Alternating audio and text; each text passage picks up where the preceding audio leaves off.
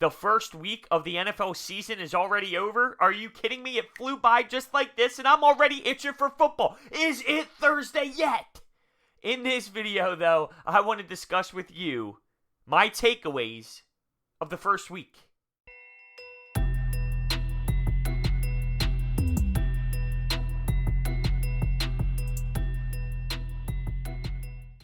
What is going on, everyone?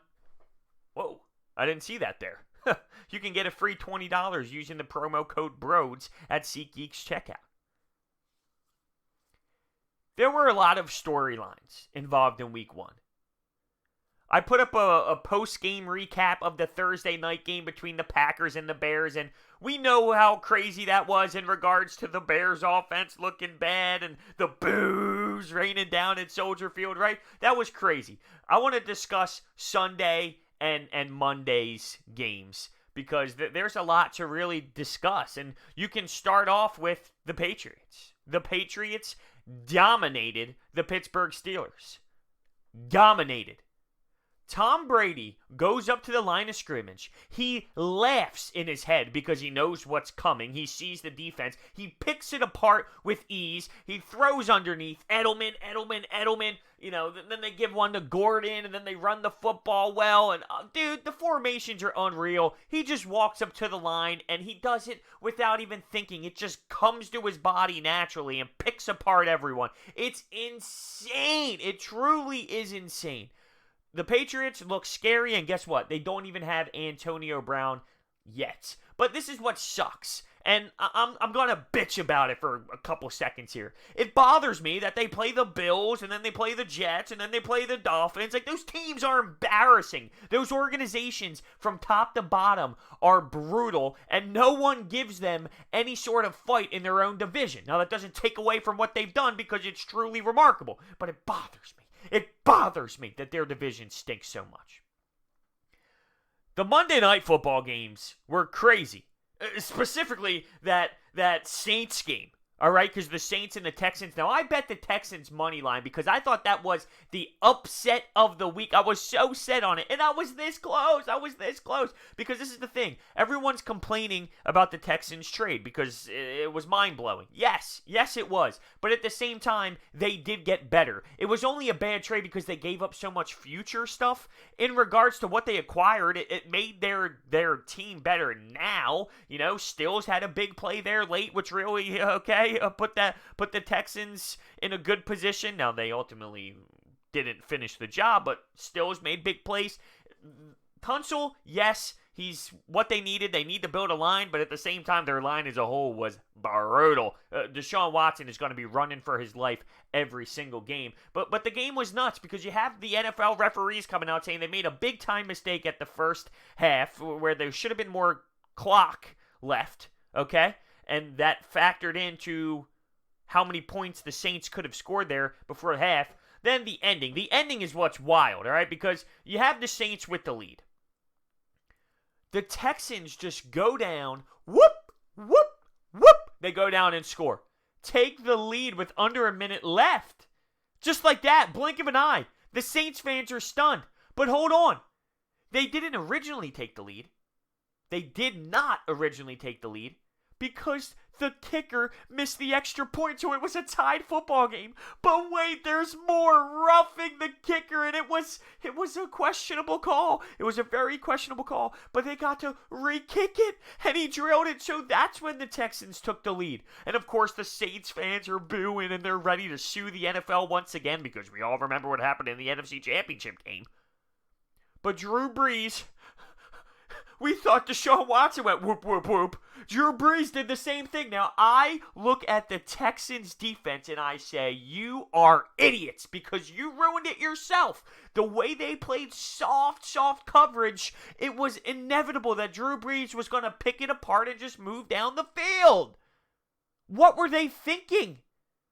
Now, they kicked a 58-yarder to win the game, but I'm sorry, you can't play that soft of coverage with an elite quarterback like Drew Brees. Drew Brees lined up at the line of scrimmage, just like Tom Brady. When I talk about how Tom Brady knows what he's doing all the time, Drew Brees is in that category as well. He saw the coverage. He points over. You can see him. You can see him be like, I know what they're doing. Bang. boop, gets you right to where he wants to, and they kick the 58-yarder. The game was insane, though. Back and forth there late. And the Saints squeaked away with one. I was pissed because I'm telling you, I had a feeling the Texans had a chance there. Everyone was writing them off because it was in New Orleans. But they have a good team, and I'm a big fan of Deshaun Watson. But you can say, dude, what were you thinking there in terms of defense late? It's like Jim Schwartz. And how about the second game? Now, I love the 2 Monday Night Football games. All right, I love it. But how about that second game? The Raiders? The Raiders dominated the Broncos. The Broncos' offense looked horrendous. They couldn't get anything going.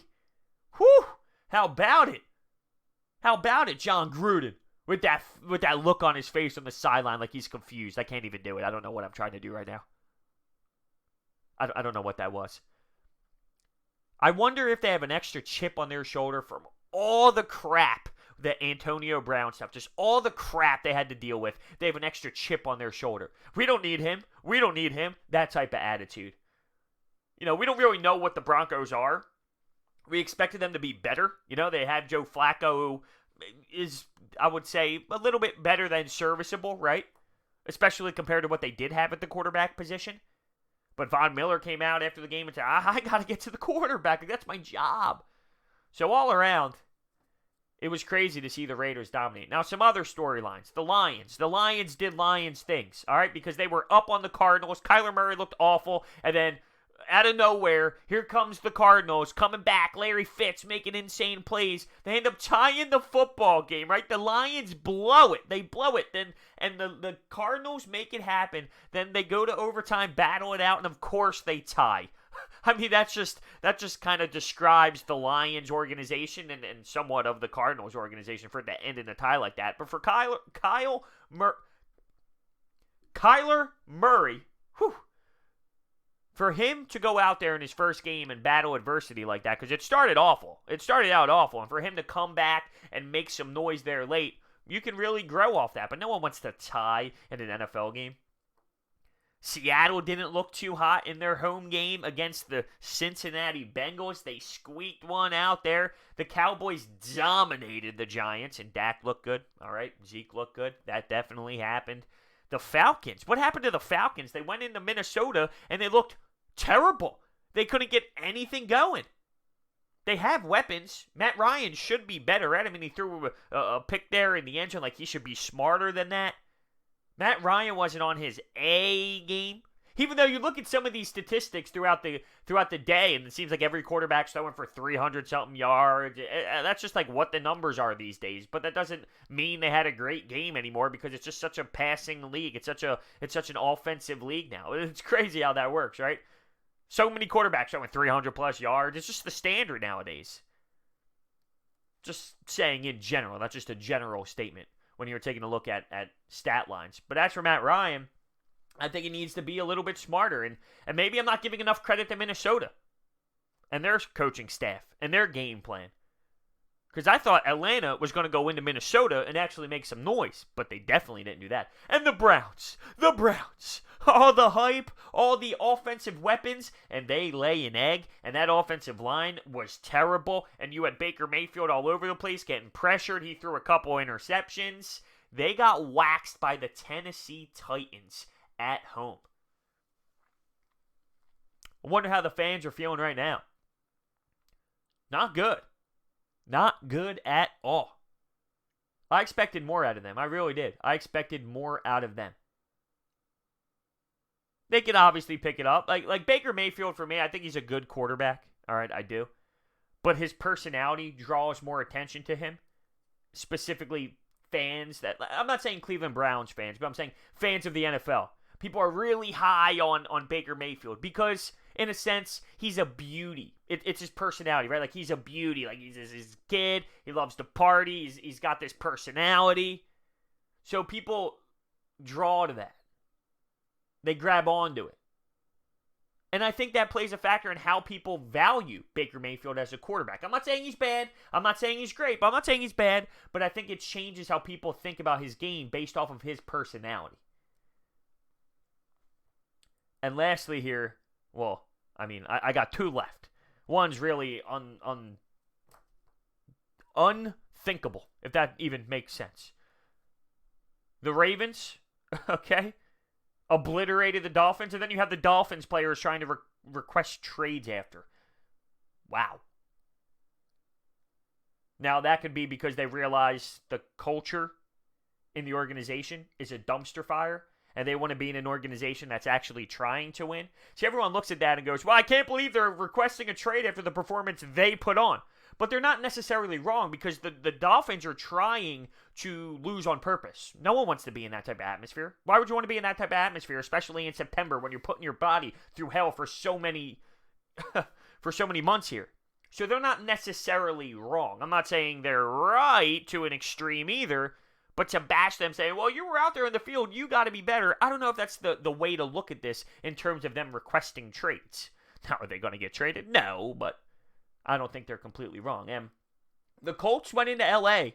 to play the Chargers and brought it to overtime. Now, that was my second upset of the week, because people were thinking the Colts were just done because of Andrew Luck.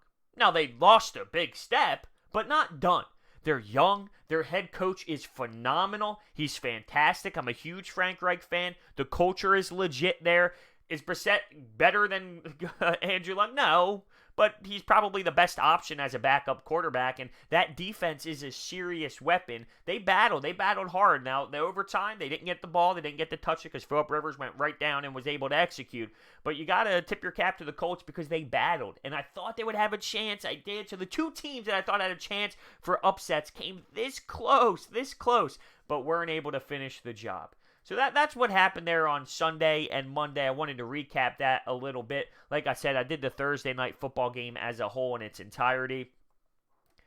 And I'm just trying to figure out the best way to do the recaps of the entire league. So, we'll see how it plays out for the future here. So those are my takeaways and my recap of the first week. Thank you guys so much for watching. Hit that thumbs up button, subscribe, and I will see you next time.